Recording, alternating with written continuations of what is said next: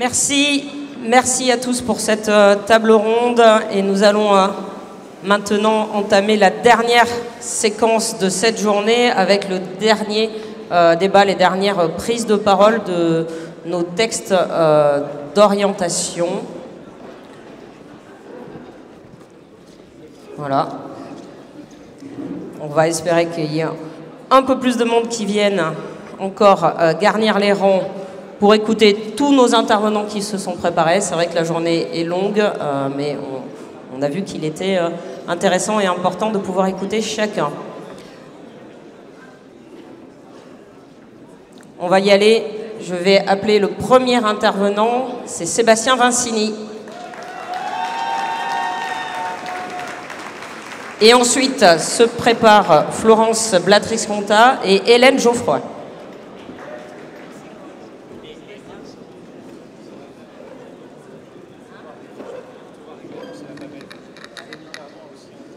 Chers camarades, permettez-moi une petite remarque. Il y a eu au cours de cet après-midi une intervention avec un peu de véhémence pour nous expliquer qu'on n'avait pas assez travaillé sur la question des municipales. Je regrette qu'au moment où une magnifique table ronde et où on a pu entendre que les socialistes travaillent, les rangs se soient autant clairsemés. Visiblement, soit les socialistes sont très bien formés, soit ils n'ont pas besoin de l'être sur cette question-là. Bon, vous me connaissez, j'ai plutôt un franc-parler. J'ai beaucoup aimé la remarque d'Émilie sur les élus locaux. Au fond, on se coltine le quotidien, on se cogne la réalité et le réel, c'est vrai. Et durant ce congrès, on a eu beaucoup d'échanges sur les services publics. Il n'y a pas eu que la question de LFI qui obsède tout le monde. Il y a eu surtout des échanges aussi sur le fond, question des services publics. Et c'est vrai que les socialistes, on se transporte un peu cette expression mot valise sur le service public, c'est le patrimoine de ceux qui n'en ont pas. Je vais vous dire ce que je pense de cette formule. C'était une femme que je respecte énormément, qui l'avait prononcée il y a plus de 20 ans. Je pense que c'était une erreur.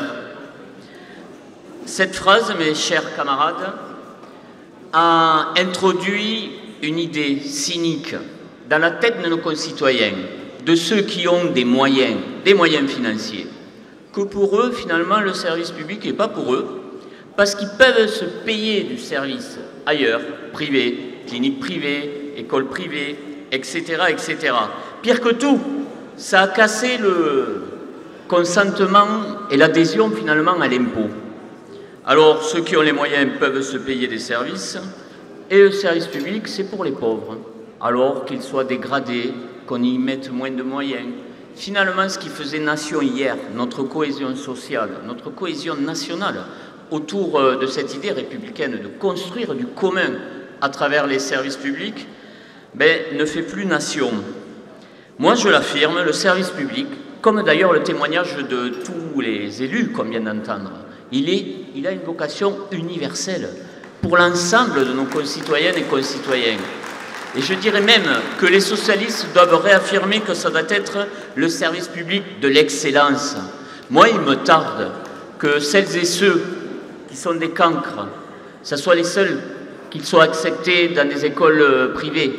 Il me tarde de revoir dans le regard de certains de mes concitoyens que si on dit « je dois aller à la clinique », il y a des doutes sur la capacité à sortir indemne des soins apportés par le service privé.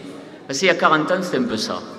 Aujourd'hui, on doit réaffirmer cette question du service public. Et je vais même vous dire, on doit renouer avec ce qui a fait la fierté de notre pays, ce qui faisait que la France était enviée. C'était son système de santé, son modèle de protection sociale, son modèle d'éducation.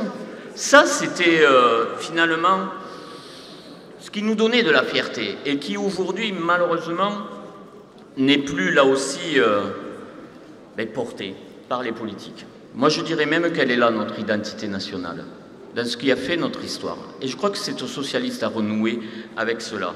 Affirmons plutôt cette vision du commun du service public, plutôt que la France rêvée de Retailleau, de Le Pen et de Bardella. Ce que veulent les Françaises et les Français, on le sait, ce sont des réponses pour leur vie. Je crois qu'on partage tous.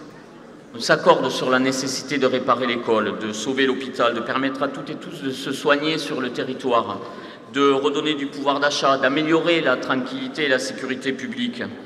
On doit aussi s'accorder à gauche qu'il faut reconstruire une politique fiscale juste, taxer les très hauts revenus, le patrimoine, la rente, les super-profits. Comment on peut accepter aujourd'hui, qu'il vaut mieux être un héritier, un rentier, que de réussir une carrière professionnelle ou un parcours scolaire? Comment on peut accepter qu'il vaut mieux être un rentier que de se lancer dans la création d'une entreprise? Mes chers camarades, c'est à nous à remettre des choses assez simples finalement. La question de la justice au centre du projet, en y rajoutant bien sûr des exigences que le socialisme moderne doit porter. Une question, celle du féminisme, on n'a pas beaucoup entendu parler lors de ce début de congrès. Mes chers camarades, je crois que c'est aux hommes à l'affirmer. Il faut en finir avec la culture du patriarcat, celle des violences, des inégalités. Tout cela, ça doit changer et ça doit être porté et ça sera porté avec nous. Moi, je le dis souvent très simplement à la tête de mon exécutif. Il n'y aura jamais d'égalité femmes-hommes si on ne s'attaque pas brutalement, frontalement à la question des violences faites aux femmes. Ce combat-là, ce combat des féministes et des femmes, ça doit être celui universel de l'ensemble des socialistes. Alors que certains camarades masculins l'assument aussi dans leur prise de parole et de débat.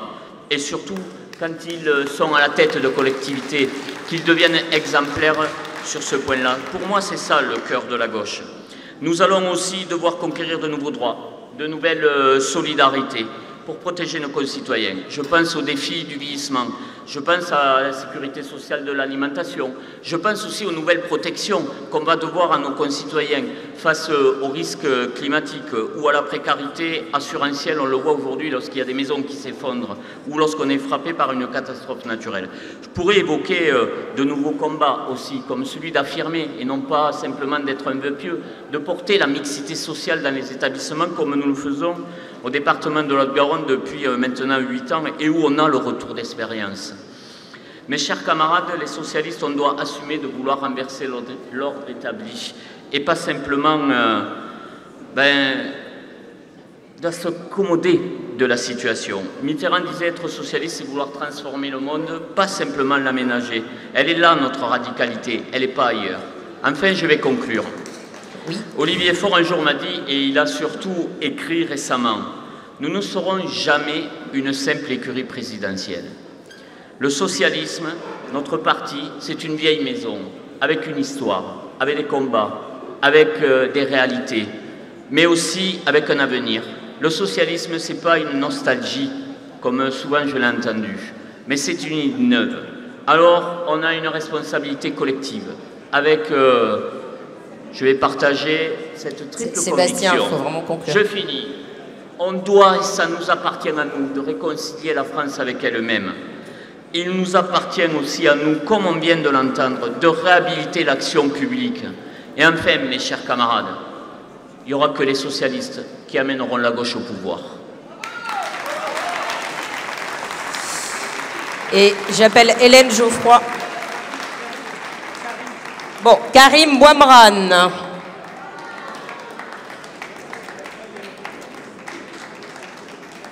Karim, merci.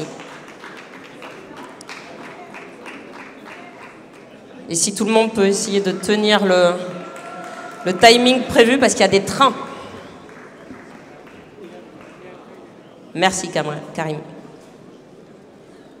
La préparation la plus sereine parce que je devais passer après, je devais passer avant, j'ai un train dans ma minute. Salut Laurence, bonjour à toutes et à tous. Tout d'abord, je voudrais vraiment exprimer mes remerciements, mon respect à Nicolas Meyer-Rossignol et à toutes celles et ceux qui ont animé cette belle campagne, vraiment. Hein.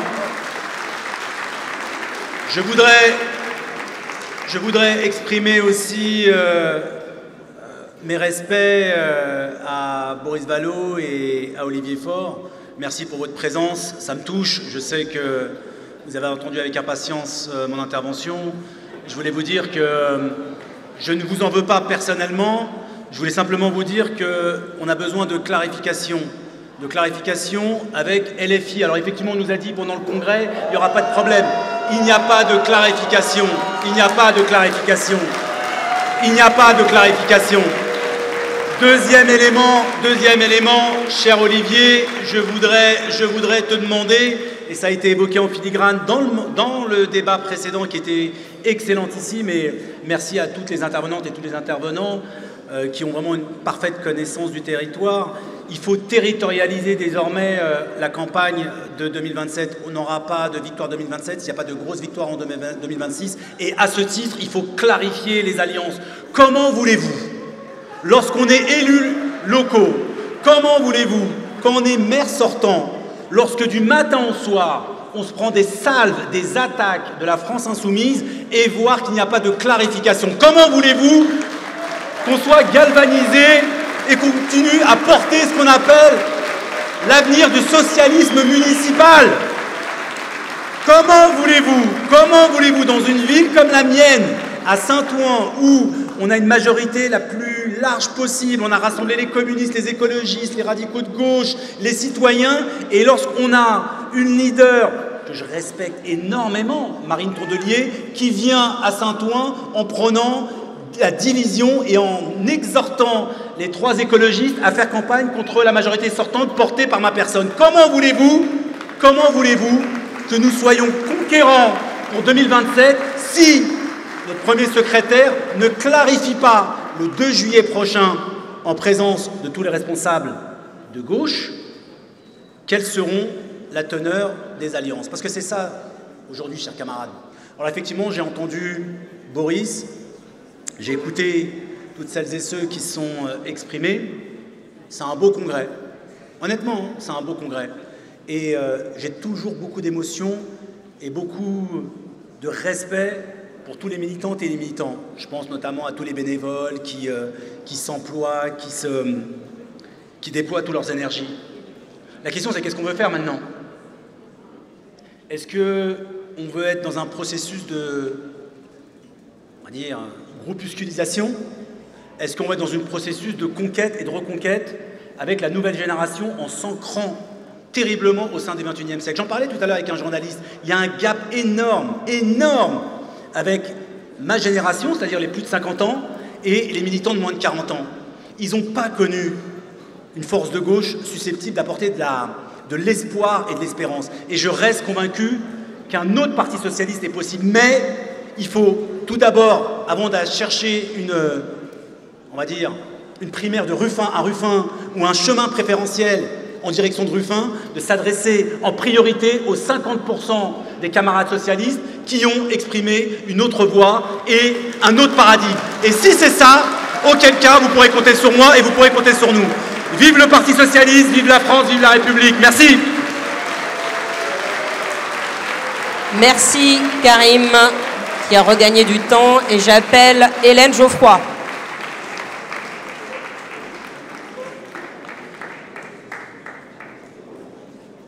Et Rémi Cardon se prépare.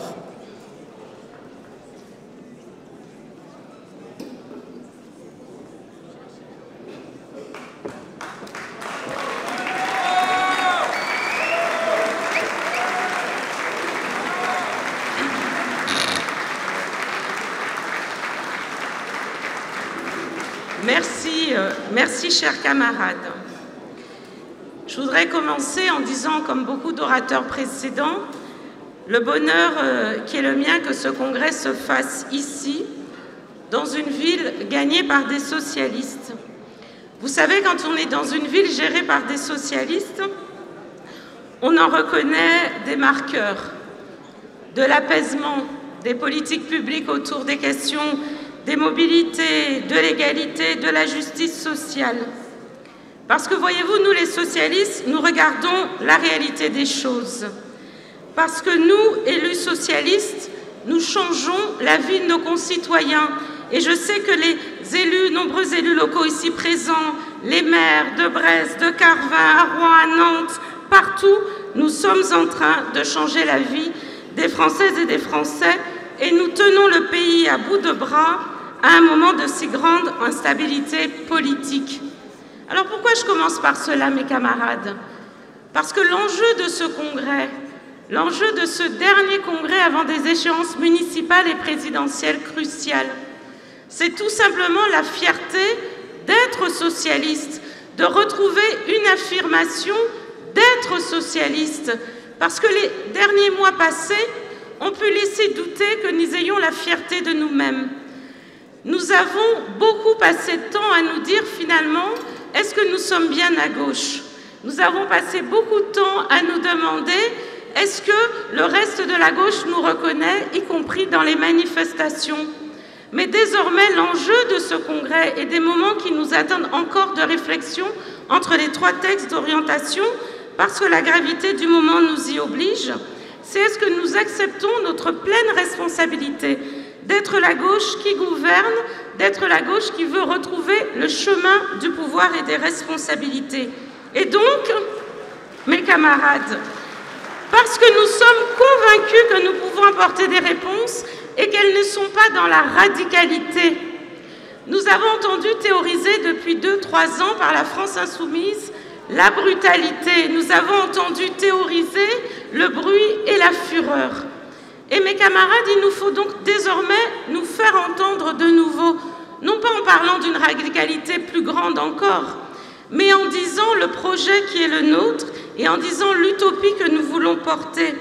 Parce que j'oppose l'utopie à la question de la radicalité, l'envie de se battre et de donner des raisons de vivre et d'espérer à une jeunesse, et c'est la première fois de l'histoire de l'humanité, qui se demande, une jeunesse qui se demande si elle va faire des enfants, tant elle est inquiète de l'état de la planète et des perspectives.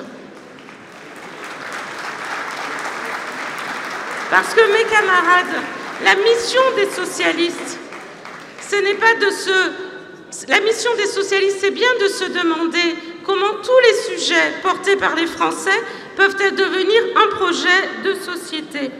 Et j'en viendrai donc à l'autre enjeu de ce congrès qui est celui qui, comment dirais-je, porte tout le monde. Est-ce que nous serons unis ou pas? La question de l'unité a été tranchée et Nicolas Meyer-Rossignol l'a fort bien dit dans sa brillante intervention tout à l'heure. Elle est brillante l'intervention, on peut redire ça de Nicolas. Nicolas l'a dit clairement, l'unité est tranchée. L'unité est tranchée parce que nous avons reconnu la victoire d'Olivier Faure sans contestation, sans équivoque, et qu'il est désormais le premier secrétaire officiel du Parti socialiste. Et que tout le monde va rester au Parti socialiste. Donc la question n'est pas celle de l'unité. La question du rassemblement ne peut se faire que sur du fond, parce qu'un rassemblement qui serait de la façade et de la posture, c'est un rassemblement qui est mort-né, mes camarades. Et c'est exactement les mêmes enjeux que nous avons dans l'union de la gauche. Est-ce que nous faisons des alliances de façade, des cartels électoraux, ou est-ce que nous disons d'abord ce que nous sommes au travers d'un projet pour ensuite aller vers les autres? Eh bien, c'est pareil au cœur du Parti socialiste. Et nous avons des choses de fond sur le projet d'abord. Il nous faut clarifier dans les temps qui viennent, travailler ensemble sur la question du rapport au travail, des services publics, des questions de sécurité, d'immigration, des questions identitaires qui sont en train de traverser notre pays. Et puis, il faut dire quelles seront nos lignes stratégiques. S'il y a une dissolution, je le dis, Nicolas l'a dit, Jérôme l'a dit, je crois que nous avons été nombreux du TOC à le dire. Mais je le redis pour que ce soit bien clair, nous avons la question peut-être imminente d'une dissolution qui se pose. Que ferons-nous dans ce cas? Quelles alliances seront portées? Est-ce qu'elles seront bien tranchées par les militants? Il nous faut des réponses claires sur ce sujet pour envisager tout rassemblement. Et évidemment, clairement, nous ne ferons pas de rassemblement avec la France insoumise. Mais mes camarades, le congrès de Nancy, c'est une particularité, n'a pas tranché une ligne qui est claire. Personne n'a la majorité tout seul. Et c'est là que le rôle des délégués que vous êtes est crucial. Parce qu'il nous appartient dans ce moment d'une exceptionnelle gravité, avec la guerre à nos portes, il nous appartient de dire si nous voulons ou non faire un rassemblement, une synthèse qui ne peut être que sur le fond des stratégies, que sur le fond du fonctionnement du parti, que sur la clarté des alliances, de la consultation des militants. C'est le seul rassemblement qui puisse valoir. C'est celui que nous pouvons appeler de nos voeux, mais qui n'est pas factice. Et puis, finalement, au bout du bout, nous serons à la fin de ce congrès de Nancy, toujours des socialistes face à l'essentiel, et je voudrais finir là-dessus. Notre congrès a redonné un espace à la sensibilité du socialisme démocratique, des sociodémocrates. C'est celui que nous avons porté avec force pendant ce congrès. 40% des militants de ce parti ont dit avec force que notre sensibilité devait exister au sein du Parti socialiste. Souvenez-vous, nous avons pu en douter. Par moments, on a pu nous dire « partez », au moment où aujourd'hui nous sommes rassemblés dans cette famille de socialistes. Plus jamais nous ne pourrons entendre cela. Et moi, je rajoute, avec Nicolas et tous les camarades du TOC, je dis à celles et ceux qui suivent notre congrès et qui sont plus nombreux qu'on pourrait l'imaginer, revenez. Votre maison, elle est ici. Revenez. Vous êtes chez vous au Parti socialiste. Votre sensibilité existe. Elle fait 40%. Elle est coude à coude avec celle du texte d'orientation A. C'est-à-dire que nous avons la capacité, plus tard, d'être majoritaire. Alors revenez, restez, revenez, parce que nous avons quelque chose à construire pour le pays et pour la France. Parce que si nous ne sommes pas là, la gauche ne reviendra pas aux responsabilités. Parce que si nous ne restons pas et nous ne nous renforçons pas, alors nous savons que nous ne finirons pas, nous n'aurons pas la capacité de battre le Rassemblement national. Nous sommes les seuls, vous m'entendez mes camarades, les seuls à pouvoir le faire. Alors, je vous le dis en sincérité, mais aussi avec gravité, désormais, le Parti socialiste a retrouvé ce qu'il a toujours été, des sensibilités différentes qui vont se continuer à travailler, quelle que soit l'issue du rassemblement proposé, quels que soient les accords qui pourraient être faits. Nous sommes là, nous resterons là et nous travaillerons parce que nous avons ensemble à empêcher le Rassemblement national d'arriver au pouvoir. Nous avons ensemble à construire les conditions d'un rassemblement des Françaises et des Français. Parce que nous sommes leur seul espoir, mes camarades. Leur seul espoir pour toujours. Parce que nous avons déjà changé la vie des Français. C'est toujours nous qui l'avons fait. Personne d'autre ne l'a jamais fait comme nous. Et nous devons le refaire. Encore, encore et encore. Parce que sinon, mes camarades, plus jamais notre pays n'arrivera à se rassembler si nous ne sommes pas là.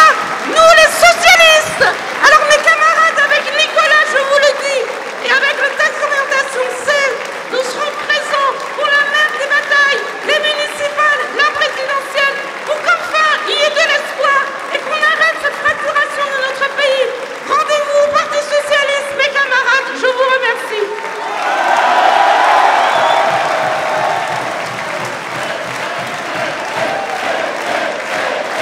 Rémi Cardon.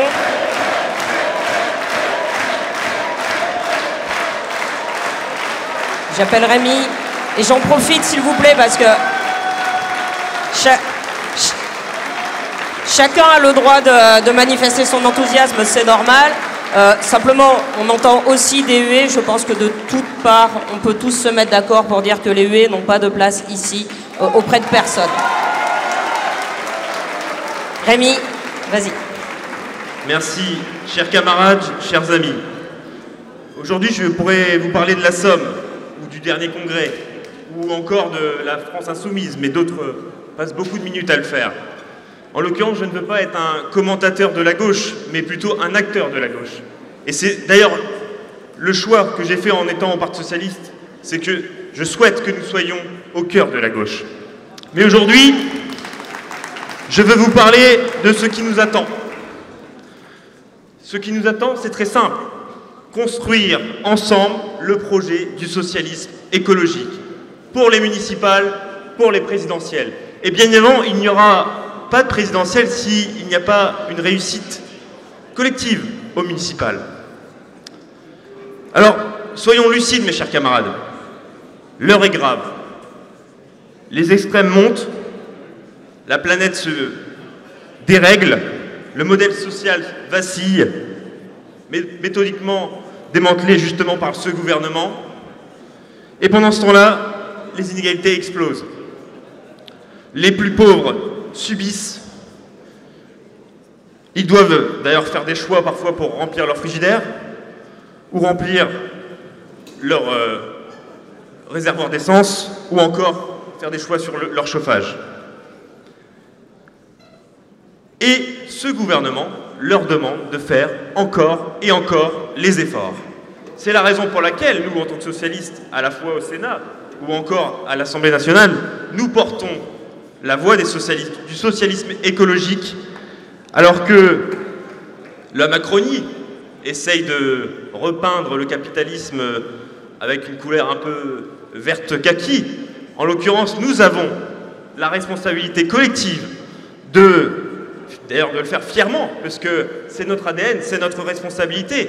Il y a trop de monde, trop de personnes de classe moyenne, les plus modestes, qui subissent les différentes transitions qui sont devant nous.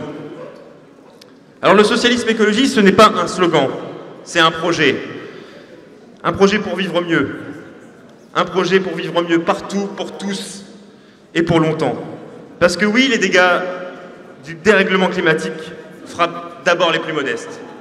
C'est d'ailleurs la raison pour laquelle, au Sénat, j'ai déposé avec le groupe socialiste une proposition de loi qui permettra demain, je l'espère, si elle est votée, de permettre à celles et ceux qui subissent le dérèglement climatique que leur modèle social ne soit pas déréglé. Et c'est 2 jours de congé supplémentaires pour justement les victimes de catastrophes naturelles. Parce que oui, les fractures sociales et les fractures territoriales ne sont que les 2 faces d'un même système. Alors, nous voulons la bifurcation, mais une bifurcation planifiée et partagée.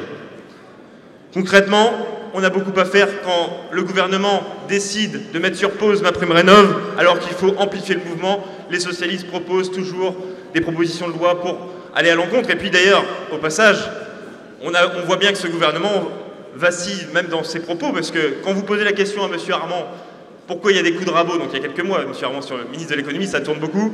Quand vous posez la question à M. Armand, pourquoi il y a des coups de rabot sur MaPrimeRénov', on vous dit, c'est parce qu'il n'y a pas assez de dossiers. Quand vous posez une question à M. Lombard, nouveau ministre de l'économie, il vous dit, là cette fois-ci, on met sur pause parce qu'il y a trop de dossiers. Donc au bout d'un moment, si vous voulez, on ne peut pas raconter cette histoire aux gens. Ce n'est pas sérieux. Et donc, nous, notre responsabilité, et je terminerai là-dessus, s'il y a une responsabilité sur les prochaines présidentielles, notamment, c'est le sujet aussi de la voiture électrique. Ça fait partie aussi des enjeux, en tant que socialistes, que nous devons porter. Sur la voiture électrique, vous avez compris que l'Europe a pris une décision sur 2035, la fin de la vente de voitures thermiques. Et je conclurai là-dessus.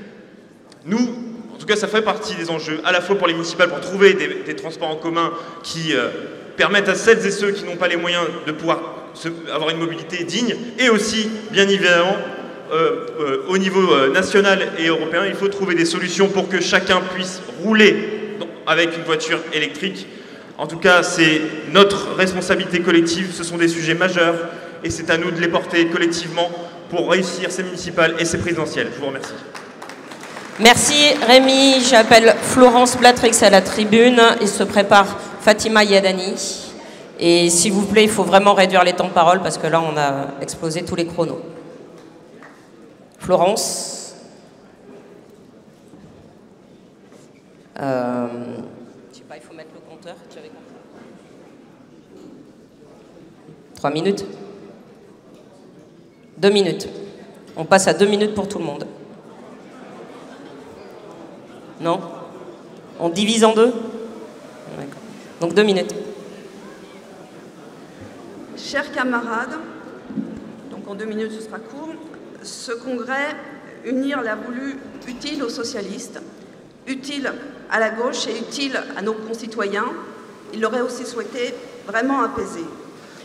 Les échéances municipales ont été abordées ici, on sait qu'elles sont dans notre ADN, on sait qu'elles sont essentielles et qu'elles seront primordiales pour les futures échéances nationales.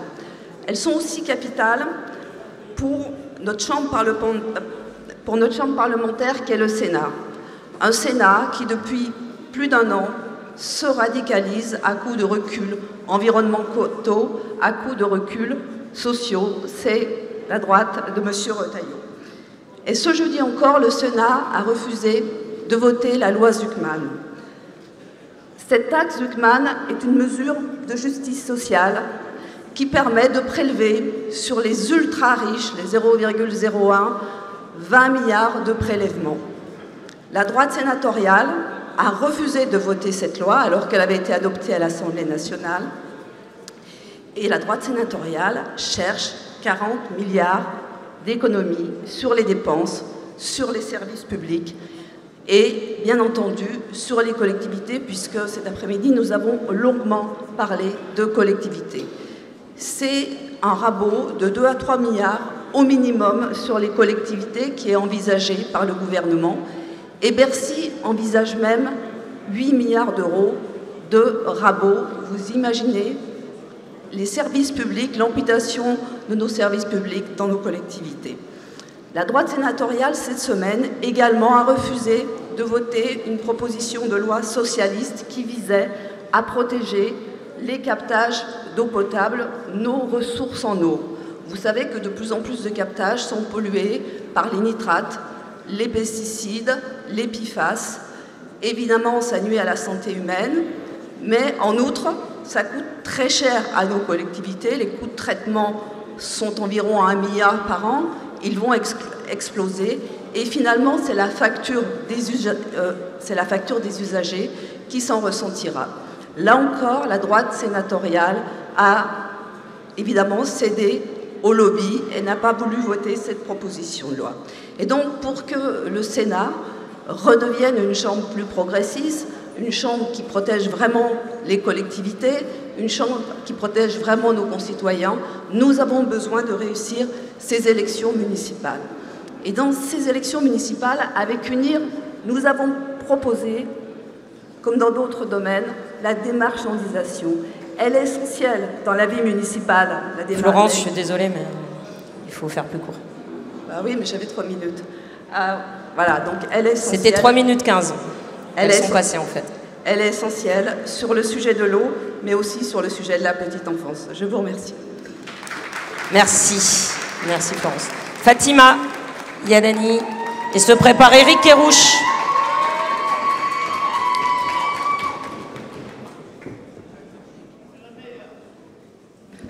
Je ne savais pas que j'avais autant de fans dans cette salle. Mes chers camarades, je m'adresse à vous aujourd'hui avec une émotion. Avec une émotion immense. Pas seulement en tant que militante, pas seulement en tant que socialiste, mais en tant que femme française, née de l'autre côté de la Méditerranée. Ce que je vais évoquer aujourd'hui, je le dis au nom d'une mémoire que je porte dans ma chair. Et parce que cette mémoire m'oblige, je refuse de céder à la résignation, comme j'ai refusé la fatalité du déterminisme social, en défiant les statistiques et les préjugés. Non, l'extrême droite n'est pas inévitable. Non, nous n'avons pas déjà perdu. Aujourd'hui, notre pays est fracturé, la parole raciste libérée et l'extrême droite est aux portes du pouvoir. Ce ne sera pas seulement une politique différente, ce sera un saut dans l'inconnu autoritaire, un recul brutal pour les femmes, les étrangers, les homosexuels, les syndicalistes.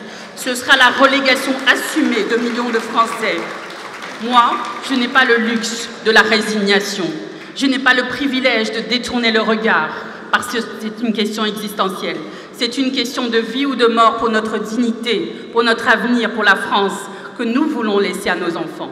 Mais pour éviter le pire, il faut d'abord regarder lucidement ce que nous sommes devenus. Trop souvent, notre parti s'est enfermé sur lui-même.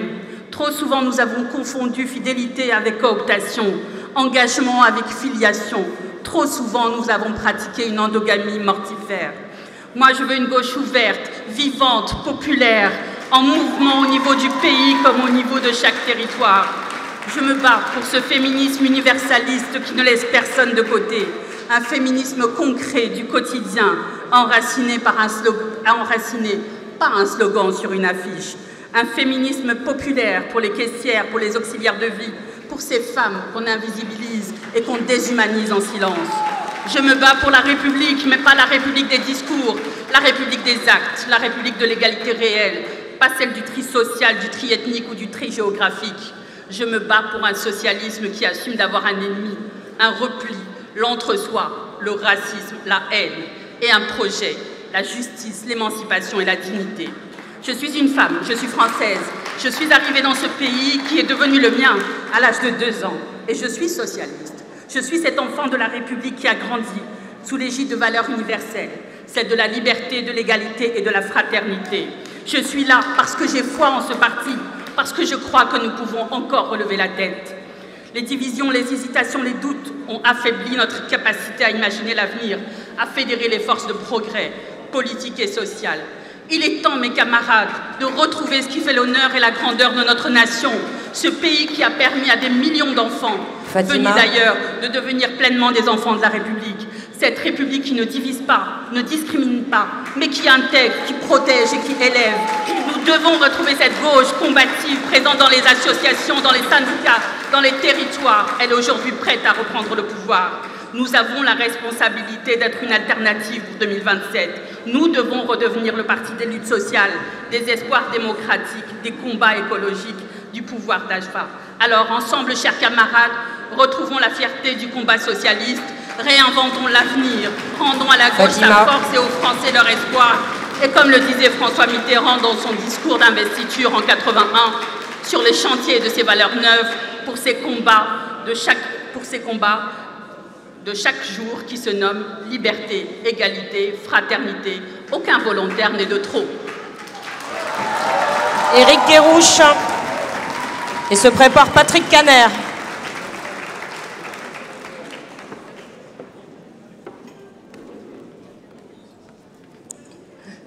Un train de sénateur.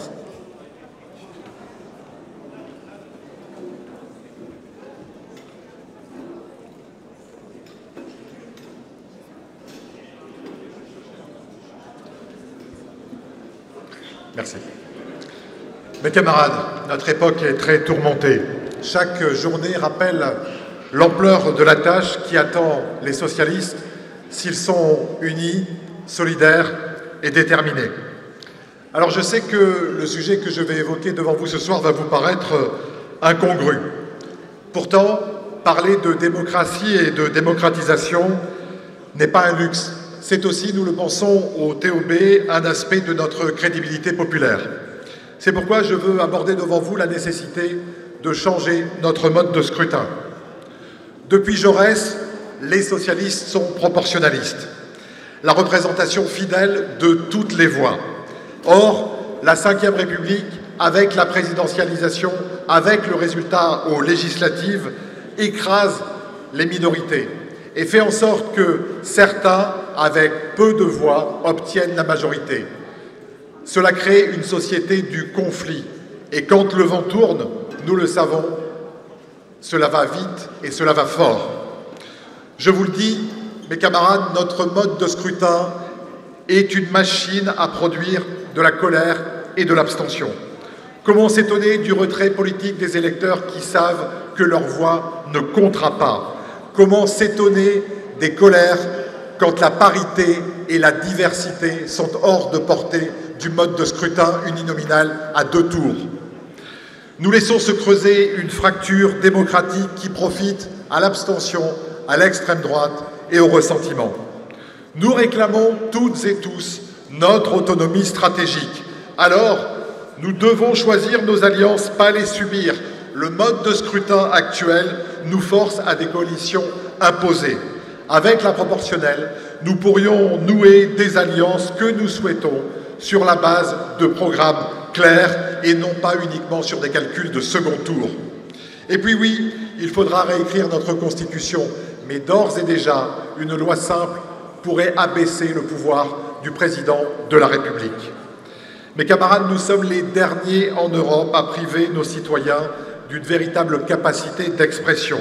Partout, la proportionnelle existe, les taux de participation sont meilleurs, la confiance est plus grande. Je crois qu'il appartient aux socialistes d'aider au renouveau de ce mode de scrutin. Mes camarades, nous avons forgé les conquêtes sociales. C'est à nous, je crois, de mettre fin à un système qui déforme la volonté populaire, et c'est à nous de redonner à nos citoyens l'envie de voter, de construire une République qui soit une République de la justice, de la parité et de la pluralité. Merci. Merci Eric. Et mon Patrick Caner, et se prépare Johanna Butcher.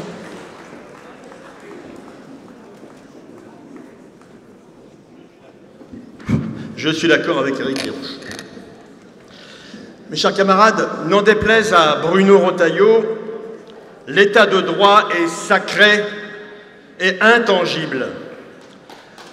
Bruno Retailleau est en train de transformer le Sénat en base arrière pour une extrême droite qui ne demande que cela. Il n'y a pas de RN, ou quasiment pas de RN au Sénat, mais nous avons Bruno Retailleau. Et la retaillisation du Sénat leur permet de servir la soupe aux idées les plus nauséabondes que nous connaissons dans notre société. Alors moi, je vais vous dire, un florilège, très rapide, je rassure Laurence, des PPL les plus à droite que nous avons dû combattre. Nous nous sommes battus, mes chers camarades, contre l'interdiction du voile dans les compétitions sportives, en utilisant la laïcité qui a été dévoyée en l'occurrence par la droite sénatoriale. Nous nous sommes battus contre le développement de la durée de résidence pour les travailleurs immigrés, y compris en situation régulière, pour l'accès à leurs droits. Nous nous sommes battus pour contre la remise en cause du droit du sol, en partant de l'exemple de Mayotte, qui risque de se généraliser. Nous nous sommes battus contre la PPL du plomb, scandale écologique, avec la réintroduction des néonicotinoïdes. Ah oui, mes chers camarades, le Sénat se bat, et nous nous battons pieds à pied, tous les socialistes sénateurs, qu'ils soient TOA, TOB ou TOC. Le Sénat doit être un lieu de résistance, plus que jamais, et nous prenons notre part de combat contre l'illibéralisme. Nous devons rester le deuxième groupe du Sénat, avec 20% des sénateurs aujourd'hui qui sont socialistes. Mes chers camarades, la moitié du groupe sera renouvelée en septembre 2026. Et j'en arrive au point principal, les municipales, avec le RN en embuscade, y compris sur le secteur rural. C'est une élection majeure, cela a été dit à plusieurs reprises. Le socialisme municipal, c'est notre ADN. C'est la mère des campagnes qui est devant nous, préparant l'élection présidentielle. Ce sera un juge de paix en mars 2026. Alors, il nous faut accompagner nos sortants. Il nous faut soutenir les conquêtes éventuelles. Il nous faut valoriser les combattants de la gloire, ceux qui n'ont aucune chance d'être élus mais qui vont aller au combat. Et pour cela, je le dis devant Hélène Geoffroy, il faut que notre Fédération nationale des élus socialistes républicains soit forte. Elle ne l'est pas suffisamment aujourd'hui. Mes chers camarades, alors oui, à l'union de la gauche de responsabilité. Non aux accords, qu'ils soient nationaux ou locaux, avec LFI. N'ayons pas le socialisme honteux. Nous sommes la première force politique à gauche. Alors, revendiquons-le en avant pour ces municipales 2026. Merci Patrick et bravo, tu finis en avance. Est-ce que Johanna est là? Sinon, Karine Daniel et Lamia El Haraj se préparent.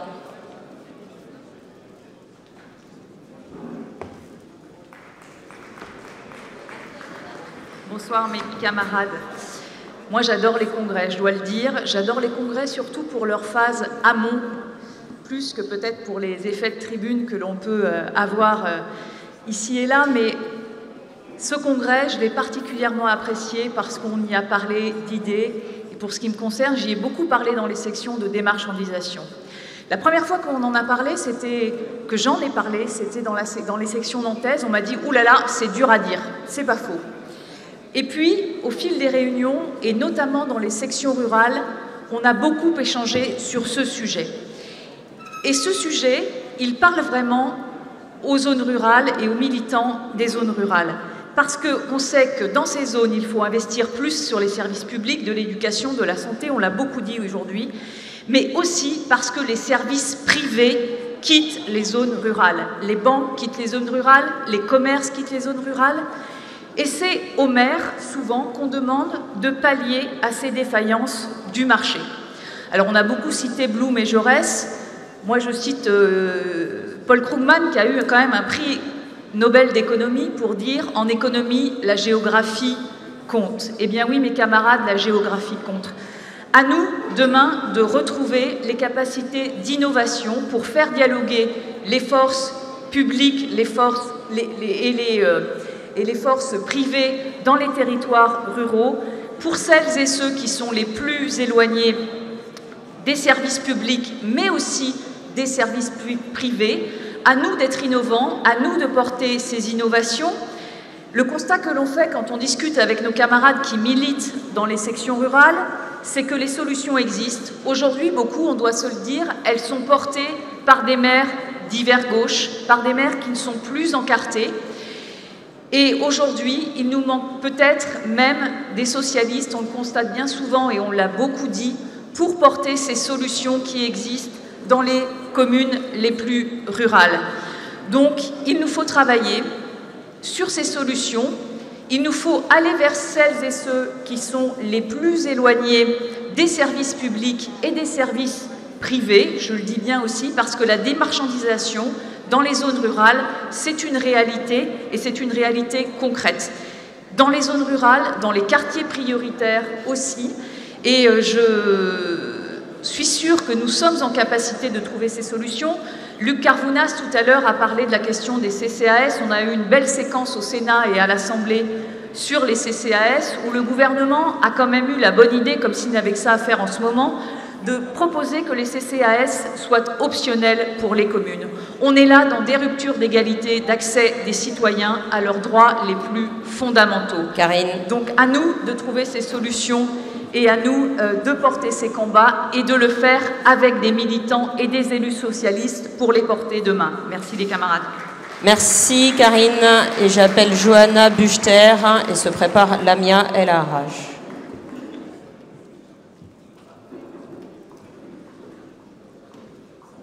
Chers camarades, chers amis, en 2026, nous partons au combat. Au combat pour reconquérir des villes, pour garder nos bastions et pour faire en sorte que l'extrême droite ne garde pas 1 centimètre de terrain dans nos villes et dans nos campagnes.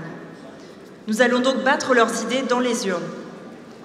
Mais nous devons aussi et d'abord les combattre dans nos têtes. Et cela implique, chers camarades, de résister à l'atmosphère ambiante et de ne pas nous résigner face à la violence qui grandit dans les actes et dans les paroles. À Nevers, où je vis, le maire macroniste trouve inopportun que la misère soit visible dans l'espace public. Donc pour la 3e fois, il vient de prendre un arrêté pour exclure les plus pauvres, ceux qu'il appelle les marginaux, de grand nombre de rues du centre-ville. Ce qui était hier inimaginable est aujourd'hui banal. On cache la pauvreté plutôt que de la combattre, on exclut ceux qui dérangent, on les éloigne de nos regards, et il faudrait trouver ça normal. Je vous le dis, dans mon effroi face à cette décision, j'ai eu peur de trouver chez mes concitoyens de l'apathie et de l'indifférence. Parce que nous la connaissons tous, cette pente glissante qui nous amène peu à peu à détourner le regard et à ignorer ceux qui souffrent. Mais ce serait une erreur de penser que c'est irréversible. Et c'est à nous, socialistes, de nous lever pour lutter contre cette apathie. Quand j'ai pris la parole pour dénoncer cet arrêté, il n'a fallu que quelques heures pour qu'une dizaine d'associations et une douzaine de commerçants se joignent à moi pour le dénoncer. Des centaines d'habitants nous ont remerciés d'avoir défendu ces valeurs qu'ils croyaient perdues et piétinées. La solidarité et la fraternité ne sont pas des idées neuves.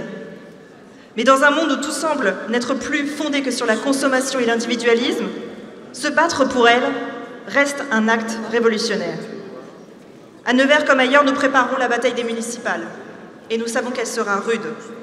Mais nous avons su unir la gauche autour de valeurs claires.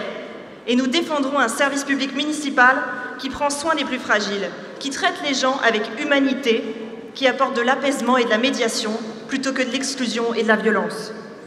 Alors oui, on nous dira que nous sommes naïfs, que la générosité a ses limites, et qu'on ne peut pas mettre fin à la misère. On nous dira que c'est plus dans l'air du temps aujourd'hui, et que nous sommes idéalistes. Mais soyons fiers d'être idéalistes, soyons fiers d'être socialistes, soyons fiers de nos valeurs qui sont si fortes face à cette indifférence, si grande face à la bassesse de tous ceux qui ne croient plus en rien. Partout dans nos villes, portez cet idéal. Faisons-le résonner dans le cœur de millions de Français, Envoyons ce message partout pour qu'il passe au-dessus du bruit et de la haine. C'est ainsi que nous serons fidèles à qui nous sommes et c'est ainsi que nous gagnerons. Merci, Johanna. Et j'appelle Lamia El Haraj et se prépare Alix Soler Alcaraz.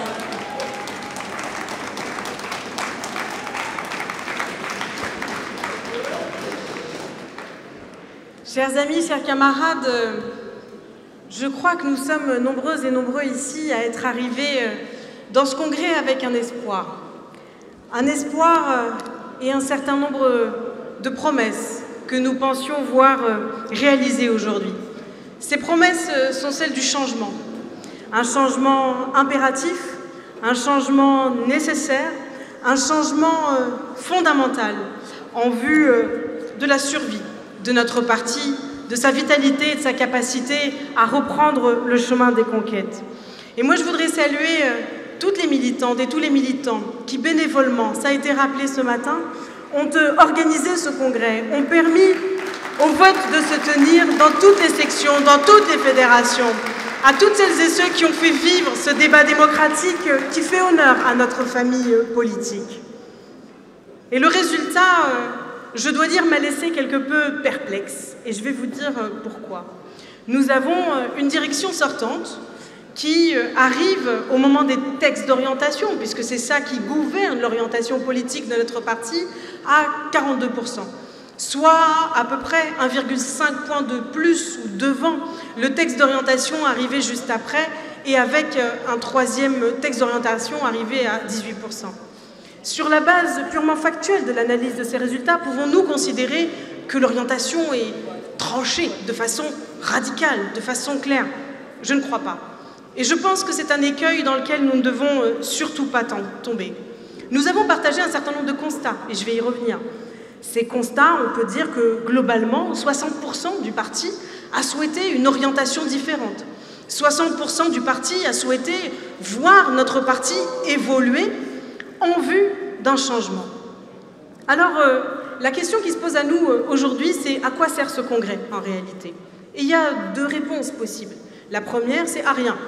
On continue comme avant, on considère que rien ne doit changer et on considère que à peu près la moitié du parti n'a rien à dire et n'a rien à apporter dans les futures années et dans les futures conquêtes de notre parti. Et il y a une deuxième solution qui me semble davantage correspondre à ce que les militants ont essayé de nous dire. Nous devons transformer la maison commune. Nous devons mettre en place des dispositifs qui nous permettent de travailler ensemble, qui nous permettent de faire une synthèse, qui nous permettent de réfléchir ensemble, qui nous permettent de repartir en conquête, qui nous permettent d'aborder la séquence des municipales, qui nous permettent d'aborder la séquence de la présidentielle et des législatives. Et pour ça, nous devons partager un certain nombre de constats. Nous devons faire en sorte que notre parti redevienne un grand parti socialiste. Nous devons avoir plus d'adhérents au prochain congrès et non pas moins d'adhérents qu'au congrès de Marseille et qu'au congrès de Nancy. Nous devons préparer les municipales. Et je pense que pour cela, il faut une plateforme commune, 5 propositions phares que nous allons décliner dans l'ensemble de nos territoires. Nous devons transformer la société, nous devons porter une vision globale de l'état du monde et de notre société. Nous devons redonner de la vitalité à nos fédérations qui, pour un certain nombre d'entre elles, sont en très grande difficulté. Et nous devons sortir de cette confrontation délétère depuis le congrès de Marseille, du bloc contre bloc. Moi, ça me fatigue, je n'en veux plus, nous n'en voulons plus. Alors, je vous le dis, à quoi servons-nous? À quoi devons-nous répondre? Les textes d'orientation, quand vous allez sur les marchés le week-end pour aller tracter, tout le monde s'en fout, personne ne m'en a jamais parlé. Par contre, la difficulté des fins de mois, le prix de l'essence, les familles monoparentales, la crise du logement, la plus grande crise du logement que nous vivons depuis la fin de la Seconde Guerre mondiale, moi, en tant qu'élu local, c'est là-dessus que je suis interpellée. C'est ça dont les gens me parlent. Donc, allons-nous être à la hauteur? Et je te vois, Laurence, je vais aller vers ma conclusion. Allons-nous enfin être à la hauteur? C'est ce que nous vous proposons.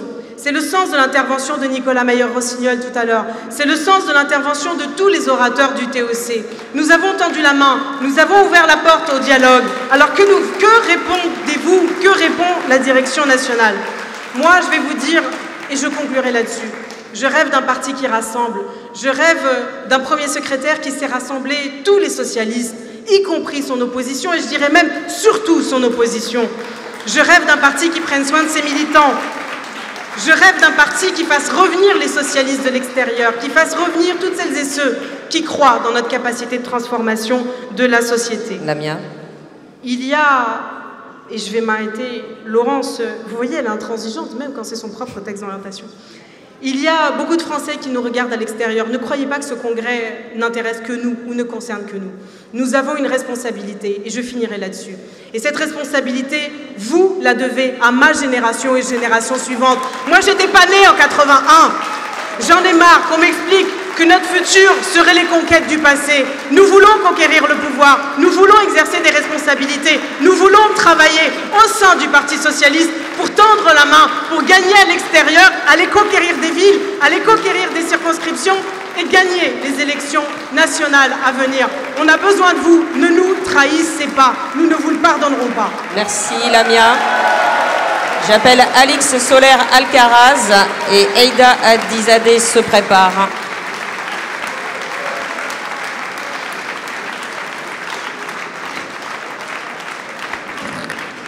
Bonsoir, chers amis, chers camarades. Je vais essayer d'être très concis pour permettre aux derniers d'avoir au moins 30 secondes pour s'exprimer devant vous. J'ai l'honneur d'être premier fédéral de la Fédération de l'Aude, mais aussi chef de file pour les municipales sur la ville de Carcassonne, une ville tenue jusqu'ici par la droite et où l'extrême droite est un vrai danger. Mais comme beaucoup de camarades dans cette salle, nous sommes au combat pour rassembler la gauche et construire un projet sérieux pour conquérir cette ville comme beaucoup d'autres en mars prochain. Alors on entend souvent ce discours qui consiste à dire que mener une politique municipale, c'est ni de droite ni de gauche. Et pourtant, pour vivre dans une ville dans laquelle une droite conservatrice a laissé infuser ses politiques depuis plus de 40 ans, je peux vous assurer que c'est justement à cette échelle que tout se joue. C'est à cette échelle que les plus précaires et les personnes les plus fragiles se retrouvent confrontés à une réalité d'exclusion, d'isolement et du chacun pour soi. Je pense à ces sans domicile fixe qui vivent dans la rue et se voient harcelés par la police municipale ou même empêchés de s'allonger sur de simples bancs publics. Je pense à ces quartiers qu'on délaisse, où les infrastructures publiques ferment, accentuant la fracture territoriale et ouvrant la voie à des trafics. Je pense à ces enfants de familles modestes qui ne peuvent plus accéder à la piscine municipale ou à des concerts car la mairie a décidé que le tout marchand, le tout lucratif devait remplacer le tout accessible.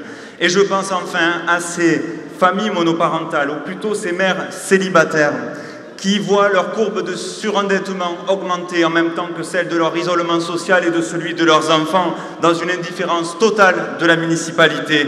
Voulez-vous la différence entre une mairie de droite et une mairie de gauche? Prenez comme indicateur l'indice de dignité humaine et vous l'aurez. Donc pour répondre, pour conclure, notre enjeu, nous avons cet enjeu aux élections municipales de porter une voix forte, un récit puissant d'un socialisme municipal dans lequel les services publics et cette notion du prendre soin seront de retour pour redonner confiance à tous ces gens justement et leur redonner cet enjeu de dignité. Chers amis et camarades, sur ces sujets, je vous invite à vous mobiliser très fort, à être unis et rassemblés pour les prochaines municipales et créer la surprise et faire de ces victoires à venir la première étape vers la reconquête des cœurs, des têtes en vue de la présidentielle de 2027. Je vous remercie. Merci Alix, et j'appelle Aïda Hadizadeh et Philippe Brun se prépare. Et enfin, Laure Bottella. Mes chers camarades, je vais aller droit au but puisque j'ai 1 minute 50.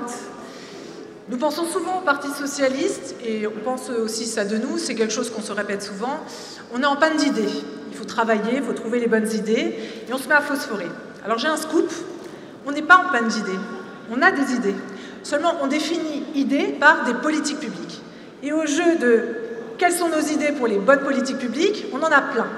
Autre scoop, nos idées sont majoritaires. Si vous demandez aux Français s'ils sont pour la revalorisation du SMIC, ils sont pour à 80-90%. S'ils sont pour la retraite à 62 ans, ils sont pour à plus de 60-70%. Alors quel est le problème? Pourquoi nos idées de politique publique ne suffisent pas à convaincre que nous sommes la solution pour les Français? Mais nous ne sommes pas en panne de bonnes idées, nous sommes en panne d'un grand récit. Avant, le mot récit, on appelait ça idéologie. Et comme le mot a été un peu souillé par des idéologies mortifères, on l'a mis de côté. Mais le récit, c'est ce qui fait gagner une élection. C'est quoi un récit? C'est la capacité à répondre de manière simple et claire à 3 questions. Pourquoi ça va si mal? Comment ça pourra aller bien? Et comment on peut le faire ensemble? Qui a un grand récit à l'heure actuelle? L'extrême droite. L'extrême droite, depuis 50 ans, matin, midi et soir, ils expliquent que ça va mal en France parce qu'il y a trop d'étrangers, ça ira mieux quand il y aura moins d'étrangers, qu'on les aura remis à leur place avec la préférence nationale ou la remigration. Et comment on y va ensemble? Eh bien, on y va ensemble avec les Français de souche, ceux qui ont les racines judéo-chrétiennes. Il y a un autre parti qui a une idéologie, un grand récit. C'est la France insoumise. Alors, comme on a passé beaucoup de temps à parler d'eux, j'en parlerai pas du tout. Nous, tant qu'on n'aura pas fait ce travail de redéfinir ce qu'est pour nous un grand récit, ce qui donne un cadre d'explication au monde, qui donne aussi notre position morale, nous continuerons à perdre. En 2022, on n'a pas perdu parce qu'on avait la mauvaise candidate, on n'a pas perdu parce qu'on avait le mauvais programme, on a perdu parce qu'on n'a pas su expliquer de manière claire et simple pourquoi ça allait si mal et comment ça pourrait aller mieux. La démarchandisation qu'on porte au TOB, c'est un début de grand récit. Alors certes, c'est difficile à dire, donc on va travailler ensemble pour trouver des mots simples pour le dire. Et, pardon, pour porter un grand récit, on ne peut pas être désunis. Si on veut demain unir les Français, c'est bien ça qui menace la France. La France est désunie. Elle est désunie parce que les uns n'arrivent plus à se mettre à la place des autres. On ne peut pas y aller, nous, en expliquant que nous sommes nous-mêmes désunis et que nous voudrions unir la France. Tant qu'on passera du temps à parler de nos désunions, nous ne parlerons pas du fond. Pourquoi ça va si mal? Comment ça pourrait aller mieux? Et comment on y va tous ensemble?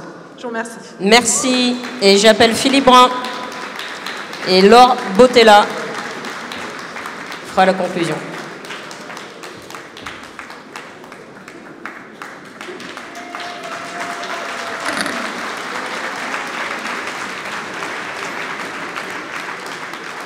Mes chers camarades, mes chers amis, j'ai un seul mot à vous dire, merci.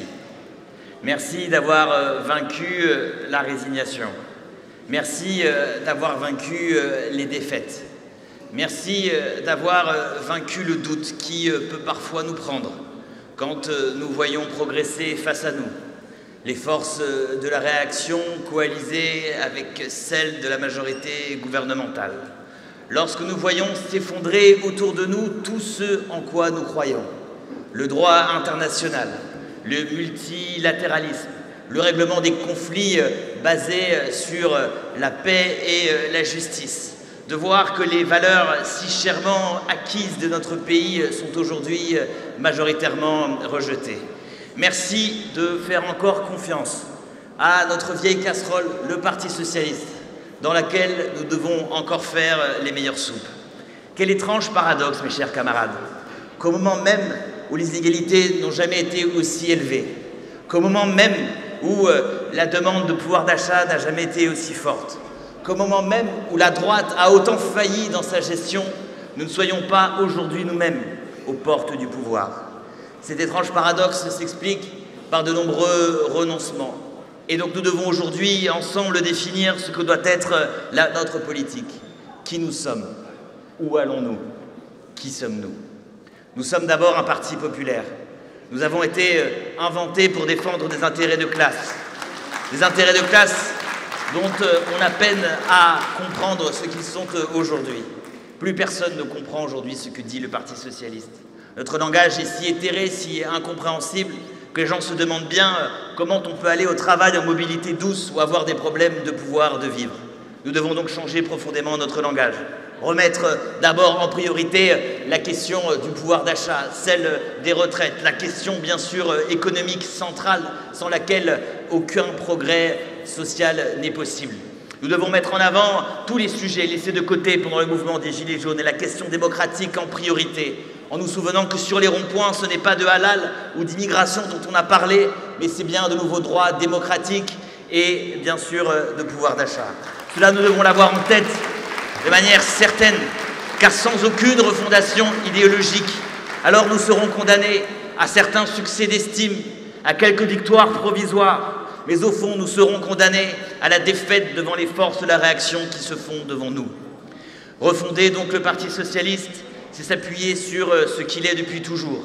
Un parti populaire qui doit donc présenter des ouvriers et des employés aux élections avec le principe de parité populaire que nous avons défendu dans ce congrès. Il est en effet inacceptable et il ne pourra plus être accepté que le premier ouvrier sur la liste aux élections européennes soit en 41e position. Il ne doit plus être accepté donc cette relégation. Un parti populaire donc. Et nous sommes aussi un parti de réforme. Nous n'avons pas à rougir de ce réformisme révolutionnaire que nous avons hérité de Jaurès. Parce que nous sommes un parti populaire, nous sommes un parti de réforme. Car nous faisons nôtre l'adage de l'ouvrier qui dit qu'un tien vaut mieux que deux, tu l'auras. Et que, fidèles à notre histoire, nous savons qu'un pas en avant vaut mieux que 1000 programmes. Nous devons donc aujourd'hui sortir de cette crise de conscience qui a été les 5 ans que nous avons passés entre 2012 et 2017. Je ne crois pas que François Mitterrand, en 1971, passait son temps à faire référence à 1956. Soyons donc maintenant fiers de nous-mêmes pour construire ensemble ce nouveau socialisme. Cette refondation est essentielle. Nous la porterons, nous l'espérons, le plus largement possible.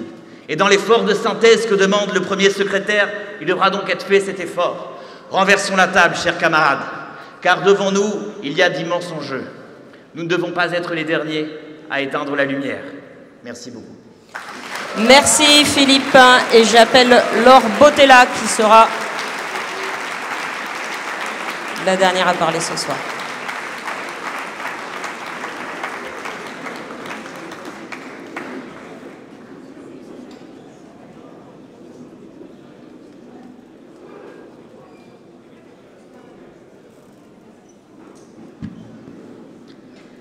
Mes chers camarades, parler aux Français, oui, mais parler aux Françaises aussi. Parce qu'aujourd'hui, la démocratie les déçoit. Parce qu'aujourd'hui, ce sont elles qui s'abstiennent le plus. Pas par des intérêts, mais par des illusions. Et si nous voulons reconstruire un lien, alors c'est avec elles qu'il faut commencer. Nous sommes socialistes, donc nous sommes féministes. Ou alors, nous ne sommes pas ce que nous prétendons être. À l'approche des municipales, il faut oser poser la question qui fâche. Où sont les femmes? En 2024, moins de 20% des maires en France sont des femmes. Et dans les intercos, c'est pire. À peine 11% de présidentes. Ce n'est plus une anomalie, c'est une injustice. Et cette injustice, nous devons la réparer. Nous avons des figures fortes, et ces figures fortes, je vous le demande de les applaudir. Johanna Rolland, Nathalie Appéré, Hélène Geoffroy, Anne Hidalgo, Carole Delga, Martine Aubry. Soyons honnêtes, cela dit, cette liste, elle est trop courte. Et à ce rythme-là, pour 2026, nous sommes mal partis, mal barrés, comme on dit. Alors faisons mieux. Le Parti socialiste a commis le texte le plus structuré pour promouvoir l'égalité dans le parti et dans la société, le temps des femmes. Un texte exigeant, transtexte d'orientation qui nécessitait une révision de nos statuts nous concernant. Ça n'a pas été fait, faute de consensus non de fond, mais de forme entre nous. Il nous faudra agir en ce sens dans cette nouvelle séquence. Je veux remercier ici Olivier Faure, notre premier secrétaire. Merci, Olivier, de soutenir ce combat. Merci d'avoir fait de l'égalité non pas un slogan, mais une stratégie.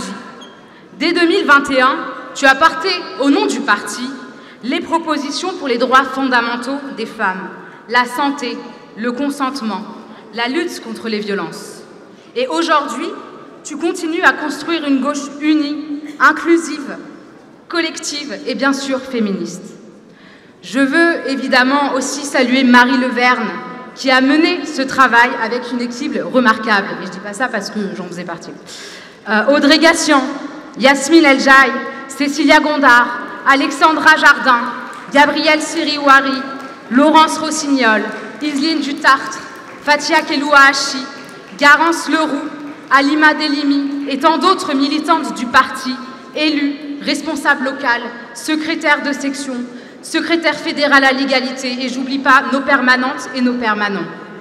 Nous n'avons pas attendu les consignes nationales. Nous avons agi, nous avons porté ce texte.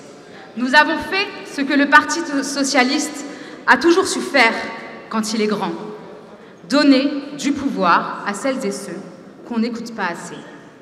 Alors, chers camarades, agissons. En 2026, les listes paritaires seront obligatoires dans toutes les communes. C'est une opportunité. Ne laissons pas passer cette chance. Et que cela ne soit pas, comme trop souvent, des femmes têtes de liste, mais dans les villes qu'on ne compte pas gagner. Messieurs, vous êtes nos alliés, mais pas seulement nos porte-voix. Vous devez être le prolongement de tous les combats féministes. Ce n'est pas si compliqué. Tenez, aujourd'hui encore, je ne devais pas intervenir. Et Amine, il m'a laissé sa place. Voilà, un geste simple, un geste juste.